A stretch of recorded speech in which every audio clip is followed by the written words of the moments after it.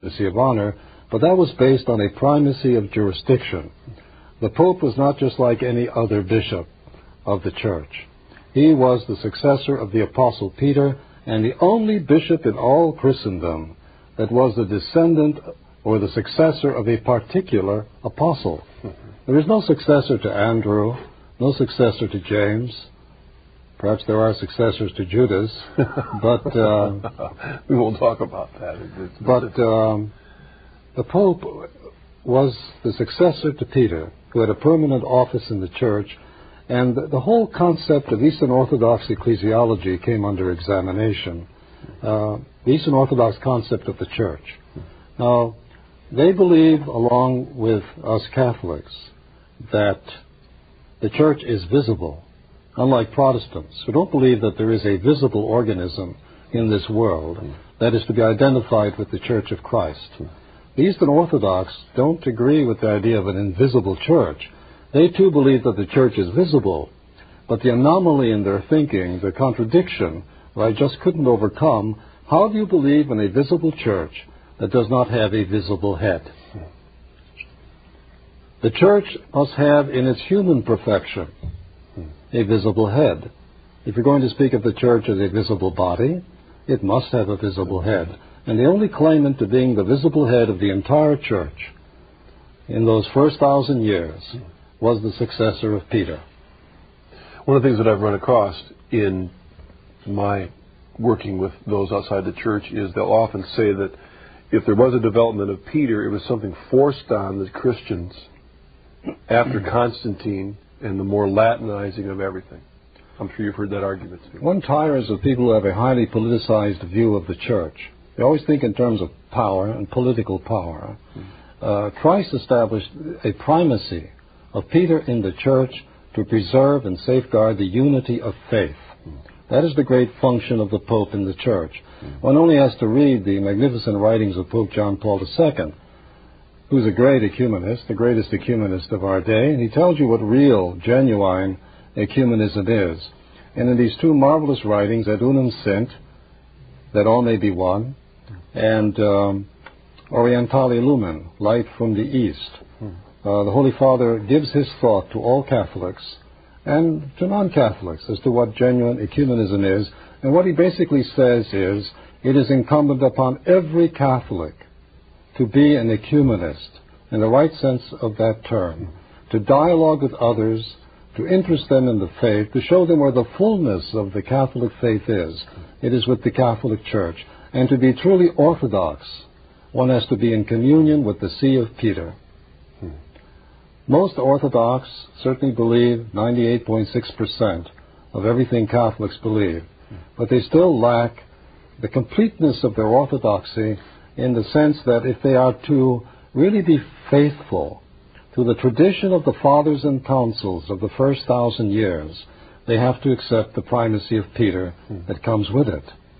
There's no question of what Pope Leo and Gelasius and so many other popes in that first 1,000 years taught, what their function and their role in the Church was, to be the center of unity for the communion of churches, both East and West, comprising what St. Augustine called the Catholica, the Catholic thing, the Catholic Church. You mentioned that the real division probably didn't take place as we usually think about 1054. 1054. It really was more solidified later.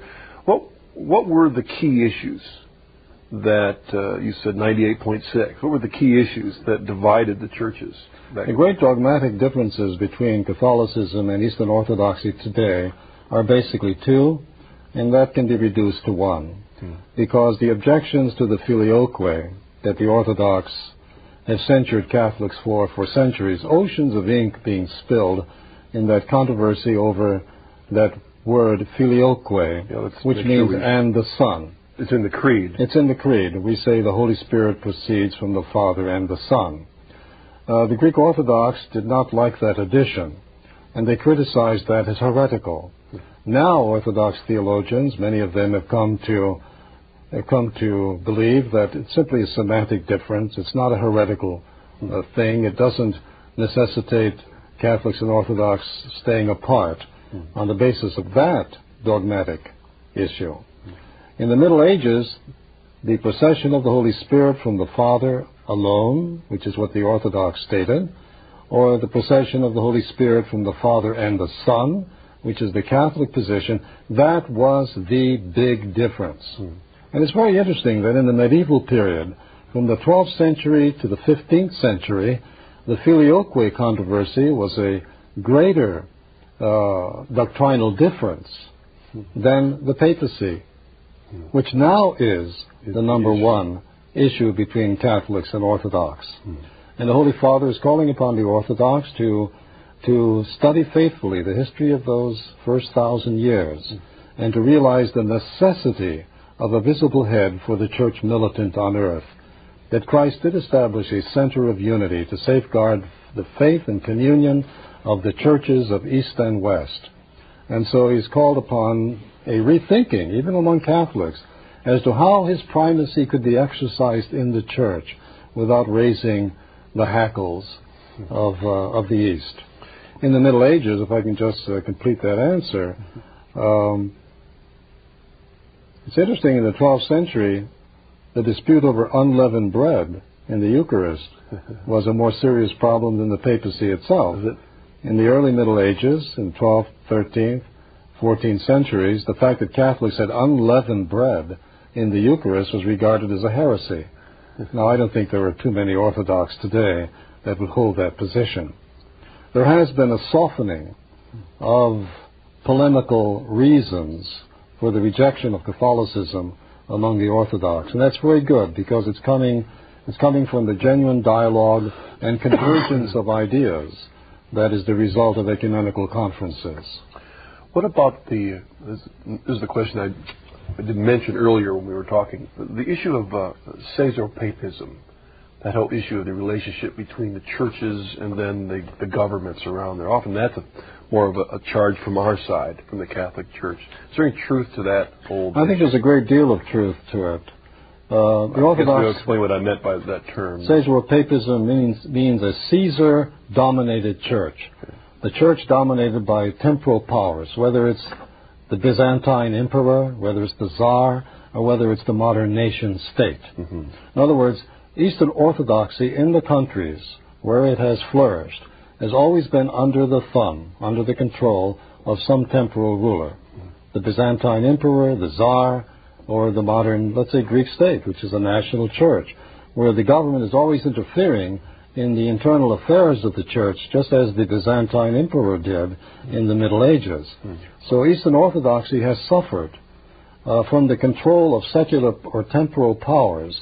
You have to remember that the Eastern Orthodox churches, especially those in the Middle East and in Eastern Europe, which are now free because of the fall of communism, for centuries they were either under the control of the Tsar, or under the Ottoman Turks, or under the communists later. So for centuries, the Eastern Orthodox churches have suffered from the interference of temporal powers in the internal life of the church, even unto martyrdom.